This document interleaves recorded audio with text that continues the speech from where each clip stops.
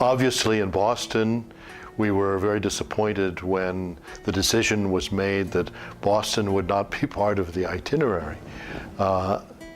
And a lot of people, I think, jumped to the conclusion that the Holy Father's decision not to come to Boston was motivated by a desire to either play down the scandal or to avoid it. And yet, when he came to the United States, he began speaking about it even before he got here, on the plane, with the journalists. And in many of his major talks, he made very clear references to it.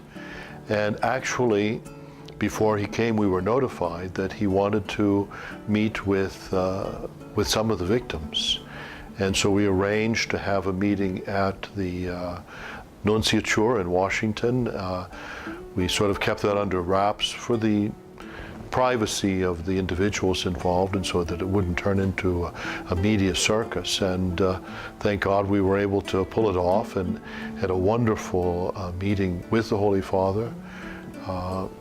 We were all, I think, impressed by his kindness, his compassion, his ability to listen, and the very sincere way that he expressed the regrets and sorrow over what these victims had suffered as a result of clergy abuse. And I think the whole church breathed sort of a sigh of relief when the Holy Father visited with those victims. And we presented him a book of names of all of those who had come forward in Boston. And in doing that, we wanted to sort of symbolize that the Holy Father, although he couldn't visit with all the victims, that he was aware of the dimensions of the problems. And certainly his openness, his kindness, his compassion was very, very evident. I must say, I feel that that visit with the victims was one of the most important events during his visit here. And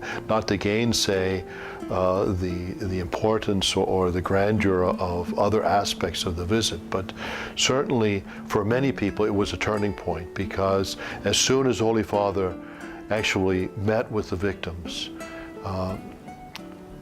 so many people said, well, at last it's happened. And there was a great sense of relief on the part of the Catholic community.